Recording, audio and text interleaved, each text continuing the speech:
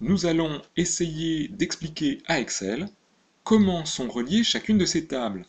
Le fait qu'ici j'ai un code qui rapproche les élèves du code qui rapproche les animaux, et qu'ici dans la table des animaux, j'ai un code qui rapproche les animaux du code qui correspond à leur espèce.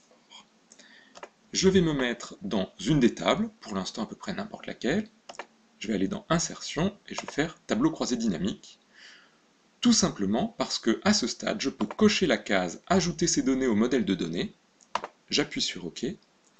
Et Excel va me fabriquer un tableau croisé dynamique dans lequel je peux avoir soit la table active, soit ici, toutes les tables.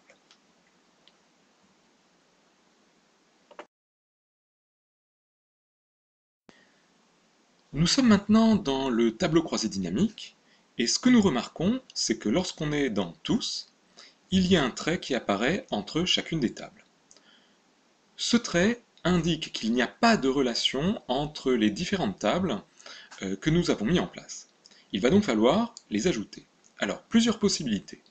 Soit au moment d'utiliser les champs pour les mettre dans le tableau croisé dynamique, Excel va vous dire il faudrait rajouter des relations, soit vous allez dans l'onglet Données, et vous avez ici les tables avec des liens entre elles, le bouton Relations. À ce stade, il n'y a pas de relation entre nos différents éléments. Nous allons cliquer sur Nouveau pour essayer d'en ajouter. Alors, prenons par exemple, commençons par la table des animaux. Avec quoi elle va être liée? Avec la table des espèces, vous êtes bien d'accord. Ici, ce que l'on va pouvoir faire, c'est, dans la table des animaux, il y a un code qui correspond à espèce, qui, dans espèce, correspond à la colonne espèce. Nous mettons en place la relation, et maintenant, les deux tables savent quelles sont les colonnes qui sont identiques d'un côté à l'autre. Mais écoutez, ça commence à faire un certain nombre de relations. Vous notez que les traits qui étaient entre chacune des tables ont disparu, puisque maintenant les tables sont interconnectées. Nous allons pouvoir remplir notre tableau croisé dynamique.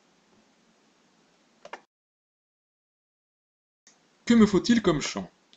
J'aimerais avoir les prénoms des différents élèves, et j'aimerais avoir par exemple les noms anglais de chacun des espèces en colonne. Il me manque maintenant les éléments à remplir, les données, qui sont ici dans les animaux de compagnie, la quantité. Est-ce que Excel arrive à retrouver le fait que, à partir des éléments d'une des tables, c'est-à-dire les élèves, on arrive à savoir quel type d'animaux, labrador, canari, poisson rouge, correspondent à quelle quantité? Eh bien écoutez, visiblement oui, nous avons ici tous les éléments. Je vous remercie de m'avoir suivi dans cet exemple enfantin.